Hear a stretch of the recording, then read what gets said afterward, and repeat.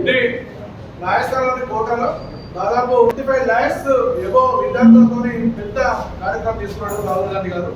తెలిసేటువంటి కార్యక్రమంలో జిల్లా వ్యాప్తంగా ఈ ప్రెస్ మీట్లు పెట్టాలని చెప్పి ఏఐసిసి నుంచి తర్వాత మా పిసిసి దేశం ఎదుర్కొంటున్నటువంటి ఎంతో జటిలమైనటువంటి సమస్య విద్యార్థుల యొక్క సమస్య. ఈరోజు అఖిల భారత కాంగ్రెస్ కమిటీ ఆదేశాల మేరకు తెలంగాణ కాంగ్రెస్ కమిటీ అధ్యక్షులు మహేష్ కుమార్ గౌడ్ గారి యొక్క ఆదేశాలు, మీనాక్షి నటరాజన్ గారి యొక్క సూచనల మేరకు ఈరోజు జిల్లా కాంగ్రెస్ పార్టీ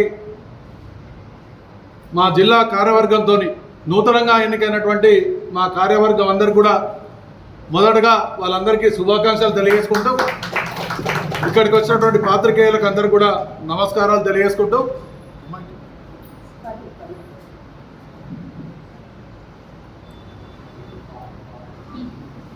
అఖిల భారత కాంగ్రెస్ కమిటీ అగ్రనేత రాహుల్ గాంధీ గారు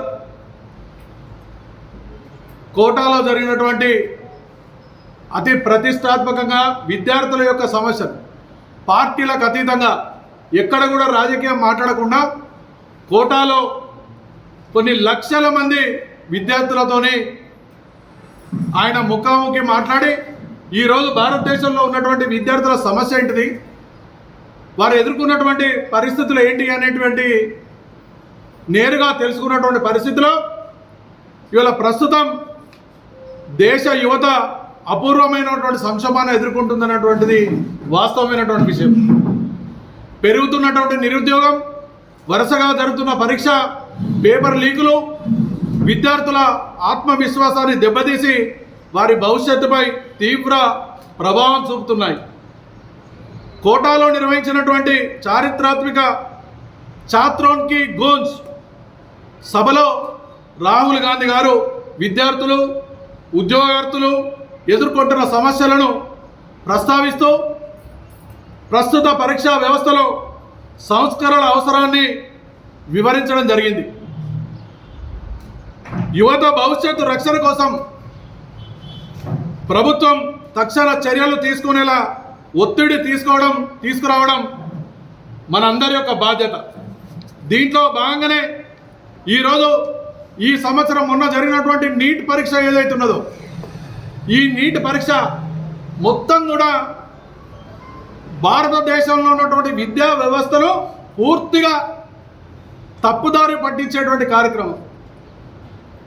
ఇలా నీట్ పరీక్ష కోసం దాదాపు 22 లక్షల మంది నీట్ పరీక్ష కోసం విద్యార్థులు తయారైతే వారికి ఒక్కొక్కరికి దాదాపు 10 నుంచి 15 లక్షల రూపాయలు వాళ్ళ సొంత ఖర్చు అయ్యేటువంటి పరిస్థితి. దానికి కోచింగ్ తీసుకోవడానికి కానీ, హాస్టల్ కానీ, ఇతరత్ర దేనికైనా ఒక నీట్ కానీ వారు ఆ ఎగ్జామ్కు ప్రిపేర్ అవ్వడానికి ముందు ఒక కుటుంబానికి మినిమం దాదాపు 10 నుంచి 15 లక్షలు ఖర్చు అవుతూ ఉన్నది. ఈరోజు 22 లక్షల మంది ఈ నీట్ ఎగ్జామ్కు ప్రిపేర్ అయితే దీని యొక్క వ్యయం ఏదైతే ఉన్నదో కేంద్ర ప్రభుత్వం విద్యా బడ్జెట్కు కేటాయించిన దానికంటే 3 రెట్లు ఎక్కువ ఇలా కుటుంబాలు ఈ నీట్ పరీక్ష కోసం ఖర్చు అవుతున్నటువంటి పరిస్థితి. 1.4 లక్షల కోట్లు విద్యా వ్యవస్థ కేంద్రం బడ్జెట్ చేస్తే దానికి 3 రెట్లు ఇలా మొత్తం ఎస్ఎస్సి కానీ, యూపీఎస్సి కానీ, ఆర్ఆర్బి కానీ, జేఈ కానీ, నీట్కి కానీ ఆర్ఆర్బి పరీక్షల కోసం జంజీ కుటుంబాల యొక్క వ్యయం 3.5 crores లక్షలు, అంటే 3,50,00,000 కోట్లు ఇలా ఈ కుటుంబాలు ఖర్చు చేస్తున్నాయి. అంటే వీటన్నిటికీ సమానమైనటువంటిది మొత్తం భారతదేశం యొక్క విద్య కానీ, ఆరోగ్యం కానీ, కార్మిక శాఖకు, విజ్ఞాన శాస్త్రంకు, మహిళా మరియు సంక్షేమానికి కేటాయించిన బడ్జెట్ ఎంతనో దీనికి ఈక్వల్, దానికన్నా రెట్లు. అంటే ఎక్కడికి అవుతుంది అంటే దాదాపు ఈ నీట్ పరీక్షకు ఈ దేశంలో ఒక 3,000 మంది పరీక్ష రాస్తే దాంట్లో ఒక్కరు మాత్రమే ఐఏఎస్కు సెలెక్ట్ అయ్యి దాదాపు 22 మంది మాత్రమే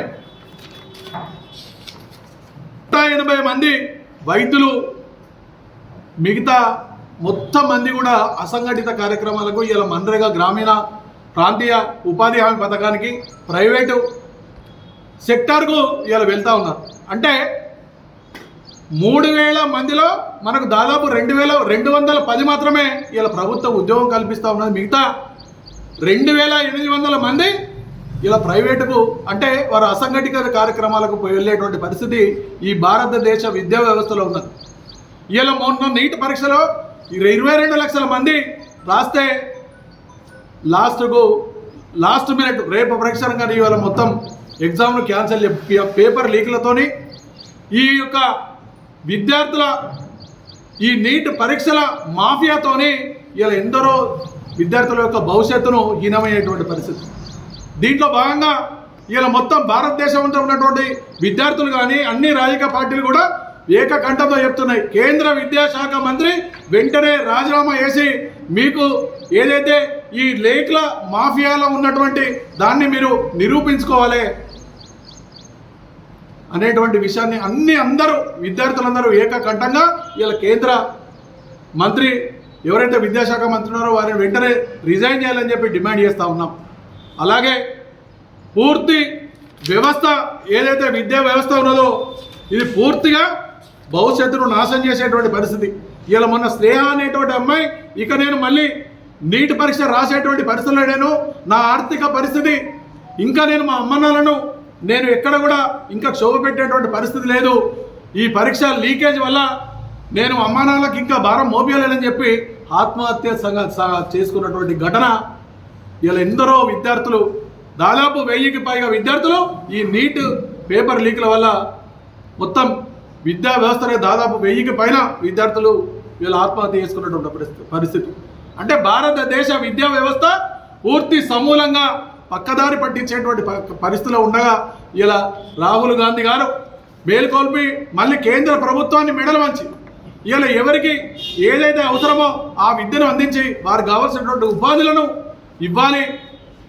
తప్పనిసరిగా ఈ విద్యా మాఫియాలో ఉన్నటువంటి ఇలా దోపకం మొత్తం ఎక్కడి నుంచి కోచింగ్ నుంచి లాస్ట్ పేపర్ అయ్యే వరకు కోచింగ్ సెంటర్లు కానీ ఫీజులు వసూళ్ళు కానీ ఇవన్నిట్లో అప్ టు బాటమ్ వరకు ఇలా విద్యా వ్యవస్థ అంతా పూర్తిగా దోపిడీతో కూడుకున్నటువంటి పరిస్థితి.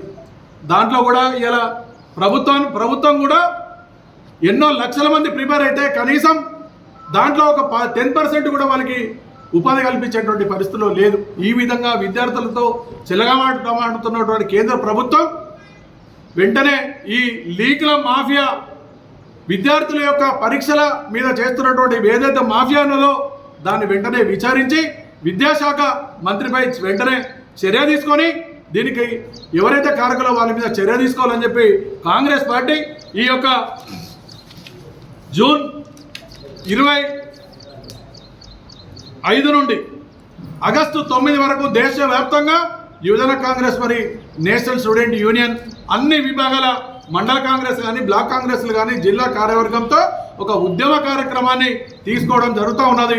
ఇది లాస్ట్ ఆగస్టు 9న చెలో ఢిల్లీతోనే పెద్ద కార్యక్రమం చేసేటువంటి విషయం ఇలా ఏఐసిసి అఖిల భారత కాంగ్రెస్ కమిటీ తీస్తూ ఉన్నది. ఈ యొక్క విషయాన్ని ప్రతి మండలంలో కూడా ప్రతి విద్యార్థికి ఈ దేశ పరిస్థితి విద్యా వ్యవస్థ మీద అవగాహన కల్పించేటువంటి కార్యక్రమాన్ని తీసుకుంటామని తెలియజేసుకుంటూ విద్యాశాఖ మంత్రిని జిల్లా కాంగ్రెస్ పార్టీ పక్షాన మేము డిమాండ్ చేస్తున్నాం, వెంటనే వారిని బర్తరఫ్ చేసి ఆయన మీద విచారణ జరిపించాలని కేంద్ర ప్రభుత్వాన్ని మేము డిమాండ్ చేస్తా ఉన్నాం.